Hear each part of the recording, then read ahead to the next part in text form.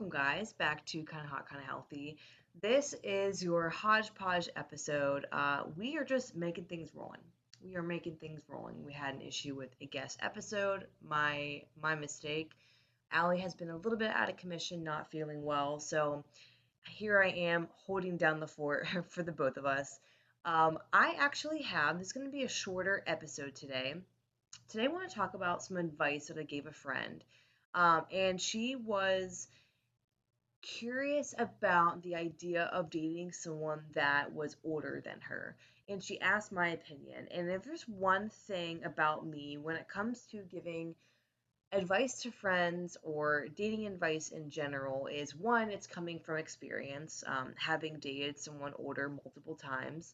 Um, and two, it's coming from the standpoint of I don't like to sugarcoat the advice that I give my friends. I'm not giving them the advice from a place of, I'm better than them or hinting it with how I feel about them. I'm literally giving them the advice with the emotion totally taken out of it. And I think that makes it one, I use this in my health coaching world, is where I am tackling things with clients from a standpoint of we're taking the emotion out of it.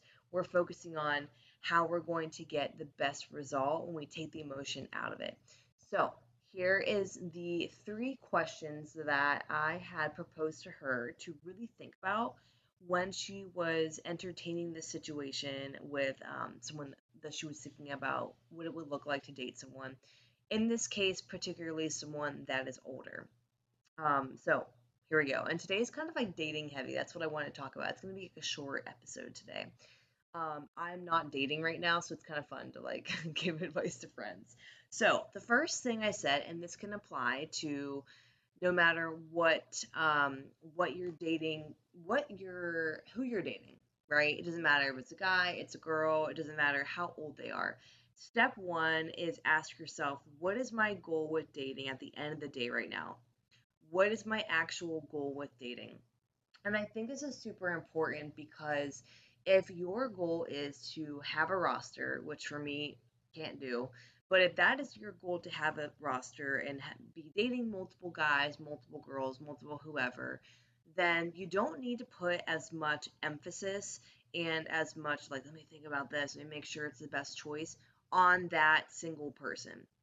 They're one of many, right? You shouldn't be hyper fixating on that person anyway. Again, they're one of many. So figure out your goal. If your goal is to have a roster, you shouldn't be thinking that hard about it. If your goal is to settle down, this guy's going to be my boyfriend, be more selective, like maybe I want to marry and this guy is a potential husband, then you do need to take this serious. Figure out your goal. That is number one. There is no wrong goal. Have a roster. Don't have a roster. I'm dating for fun. Whatever. I know lots of people that date for fun. I'm looking for a husband. I am not looking. Whatever it is, I always say, like, no shade. Whatever your goal is, figure out your goal. Number one. That's what I want you to do. Number two, I want you to think, and this is kind of particular. I mean, this could be for younger and older now that I think about it. This could really be for younger and older. If they're older, and this was proposed to me, and at the time I was like, ugh, like I kind of got off put by it, but now by this question, I'm like, that makes sense. If they're older, I want you to ask yourself, why are women his or her age, not dating them? Now, again, I had married someone older, I had dated two people that were older than me seriously dated, did not seriously date the next guy after that, but all of them were older than me. But I want you to ask, why are women their age not dating them? Just be curious. Just be curious.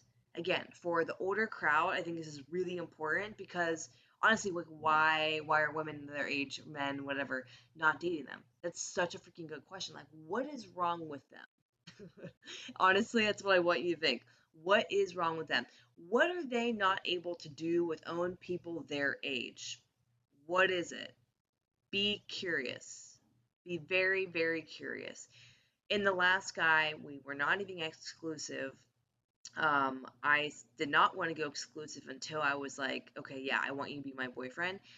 I thought about this, and I only dated him a few months. We only saw each other a few months. I was like, you know what? That's a good question. Why are women his age not dating him? And the longer I hung around, the more I kind of realized, oh, that is why we don't communicate the same way. He has trouble understanding me, all of these things. And even if they are younger, I think this is also like a good position to be in. Like, yeah, like why are women not dating them? Like, what is it? And I think it's like way more obvious when they're older, but it's really good to think about. In as It's good to think about, be on your toes, be on your P's and Q's when they're younger. But when they're older, ask, why the heck are women their age not dating them? I really want you to like ponder on that. Okay, so question one was, what the heck is your goal with dating? What is your goal? Okay, doesn't matter what it is, but it doesn't matter. I mean, there's no like, I'm not judging you, whatever it is, it does matter. Figure out what your goal is. Number two, ask, why the hell are women their age not dating them? Be curious about everything. Number three, I'm forgetting about number three. What is number three? Oh, I remember. This one does apply to the younger side. I think there's always room for growth in people, so keeping that in mind. But when they're older, this applies so much. Oh my God. When they're older, this applies like 20 bajillion fold. But it's a really good point to make is that people don't change that much. People don't change that much. When you're dating an older guy in particular, I want you to look at all the habits they have, all the little antics they have, little things that make people them, the little quirks and things. And if you find any things that annoy you about them, it could be like anything, right? Maybe the way he blows his nose, coughs, I don't know, takes up space, breathes, I don't know, literally anything. I want you to ask, am I going to be okay with that like long term? Am I going to be okay with that long term? Because that's not changing about them. That is quite literally not changing about them. They're going to stay the same. And I was starting to think about this. I mean, I looked at it with my ex husband, and he was pretty much the same person across the whole 10 years that I've known him. Now 10 plus years, but the 10 years that we were together, he's pretty much the same person. In looking at the last guy that I had been seeing, yet there were things he was never going to change because he was older. Those habits, those things are so ingrained in you. And this is not to be like, look at everything they're doing wrong that annoys you, because you also have things that you have not changed, that you were the same as, that you're just the same person. You've been doing that same thing your whole entire life. I know for me, I have multiple things like that. I am messy, but I am clean. I clean up well, but like, my room's a little messy right now. I'm in my bedroom because my AC is cranking enough just in here, out there, not working. I am messy, but I am clean. Look at the things that they do and ask yourself, okay, are those things gonna annoy me long term? Things that you've asked him to change? Because they're not changing. We do not change that fundamentally that much. People don't change. What you're seeing is what you're getting. What you're seeing is what you're getting. So you have to accept that or walk away from it. I chose, for my giving you my 2 cents, I had asked before with the last guy that I dated that was older than me. I said, hey, I need you to communicate this way to match it meets my needs. The communicado did not get met.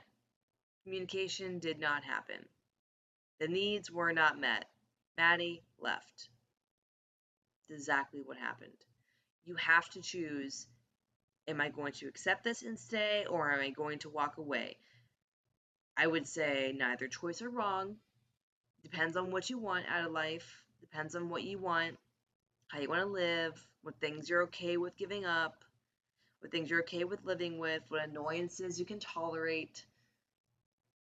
But you have to keep that in mind because people don't change. The number of women I see that stay in relationships because they think the potential is there and they think this person is going to change is freaking insane. The number of women. So many. So freaking many. I married for potential, and so many people I have dated, the last serious boyfriend, and then I don't think I was really dating for potential last time. The only serious boyfriend I had outside of marriage, it was potential. A lot of it was potential. We could have this life, we could have that life, we could do all these things. Because he was like the first like real entrepreneur that I dated. You have to be okay and understand that dating for potential is just going to lead you to a pile of tears, a river of tears, because, and this is like totally side tangent for, well, not side tangent, but you know what I mean, a side quest, if you will. If you're dating for potential, I want you to remember that you are honestly dating for the potential you see in that person with the actions that you would take, not that they would take. This is why I stayed in my marriage for so long, well, in my relationship for so long, is because I was seeing the potential with the actions that I would take, not with the actions they would take. And I could go down a whole wormhole on this about potential. But anyway, to put a bow in it, what I told this friend, get straight on what the heck your dating priority is. What do you want to accomplish? What do you want? Do you want a roster? Do you want this guy to be your boyfriend? Do you want princess treatment? I don't know. Whatever it is, think about that. What do you want? What do you want out of this? Once you know the answer, everything else is so much easier. Because if he's older and you don't care if he's on a roster anyway, you're not going to spend that much time with him, you don't need to worry about the rest. If you're like, I want to marry, I want to make sure we are so like in sync, all those things, yeah, you need to worry about the rest. Number two is asking why are women their age not dating them? And that will give you a lot of insight, a lot of insight to why women their age are not dating them. Just thinking, looking at what they're doing, seeing how they communicate with you, give them a task, a thing, and ask them for this, for that, whatever it is. That's going to help you figure out. It's like getting curious is like number two here. Why are women their age not dating them? And three, look at their quirks, look at their antics, and really think about, can I do this forever? That has saved me honestly so much because towards the end, when I was thinking about this with the last guy that I was seeing, I had asked for the communication changes to meet my needs and they were not met. And I asked myself, can I do this forever? And the answer was no. No. No, no, no, no, no, no, no, no, no. Any to the OE, no. And that has led me to being on my own. And I feel so much better about that. Let's make a little part two in this little fun dating episode. I want to talk about, and I've been meaning to make TikToks about this, but this is a quicker episode, obviously. We're doing about 30 minutes here. So I want to talk about why I am not dating right now, why I'm taking a hiatus on dating. And I saw this really good TikTok. I saved it. I need to find her name, and it was primarily about how I think it was in her case, she did find herself doing this, but we as women kind of can hyperfixate on people and on relationships because we are not fulfilling our own needs for creativity, for passions, for hobbies, for all of these things. And as someone that did that, um, I can 100% testify I did this, and now I am onto the other side of this phenomena, if you will, and it feels so good. It feels so good. It feels so good. And it's funny because I have friends that like send me guys like, "Oh, what do you think about him?" And I'm like, "I'm not thinking about him. I'm thinking about myself. Think about myself." I think for a lot of women, we fall into the trap of chasing relationships and dating and all these things as a hobby. And I've fallen onto the side of TikTok where women just have huge rosters and it's their hobby is dating. And I don't think it's wrong necessarily. I don't think it's bad. I don't like to demonize things, really try not to, because I think everything in its own right is right or correct to the person that's experiencing it and believes that it's right and correct. But I really think more like I want to start a petition. That's all I'm gonna do, start a petition. More women need to be single and actively not dating. I am actively not dating. I'm not actively looking for someone because I'm invested so much in myself right now. I'm not waking up and thinking about, oh, I wish I had a good morning text. I'm not waking up and thinking about who, like, am I gonna hang out with, what guy, like, no, I'm not actively thinking about that. I went on this year in particular two first dates. Oh no, three. Three. I think I went on three first dates this year. Three first dates, and then you could say two second dates, and then one I saw him for a couple months. That's it. Three first dates, two second dates, and then one guy I was seeing for a couple months. That is it.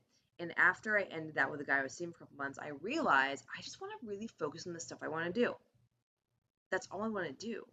And now I feel like I have so much more brain space for these things, so much more brain space to come up with ideas, to invest in myself, invest in my business, all of these things. And I don't think these are quite literally possible if you're someone like me that gets obsessed about something they're doing, gets excited, gets happy, it's all these things. I don't think it's possible to be like this if you are constantly on the dating market, constantly thinking about how you're being perceived, which I've talked about with Ali, and she doesn't relate to that because she has been with her partner for so long, which is great. Obviously, this is not like a bad thing at all, but when you're constantly on the dating market and swiping, it's like a to do. It's filling your brain with the conversation, how they're thinking about me, all these things.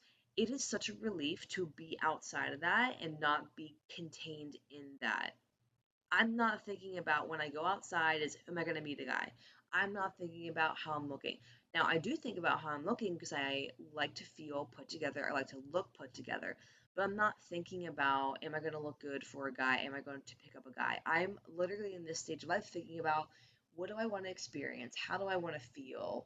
What moves do I need to make? Who do I need to meet? What do I need to accomplish? What else can I accomplish? What fun things can I do? What activities can I try? It truly opens up your world when you turn off the dating, the my life is filled by a partner, my life, I'm actively looking for someone. Like, it's just this release. It is a release that, like, I am finding so fucking fun. So fun. And I wish more women got to experience that.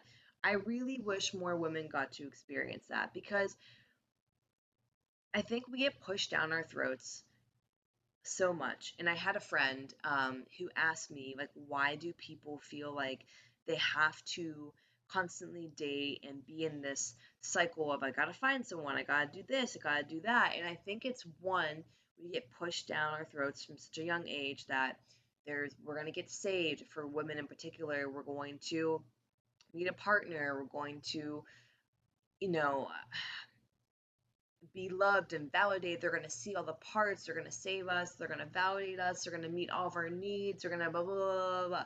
And they're searching from that from someone else. In reality, you have to do that for yourself. And I'm going to be honest, it's hard sometimes. Did I have a crash out recently where I was missing like anyone I've ever dated my entire life? Yes. And I think it can be hard because I crave connection, I crave validation, of course, I crave all these things, but it's teaching yourself that you can do those things on your own and better, if anything. You can do them better, you can do them infinitely better. Because at the end of the day, you only have yourself. And if you're constantly craving the connection from someone else, you're constantly craving the validation from someone else, you're going to be Oh my God, I thought I would pause. I was like, did I just lose 20 minutes? Okay, you're going to be sad if you are constantly craving this from someone else.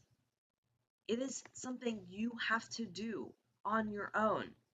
So many girls are hopping from this to that to this to that. And it's just like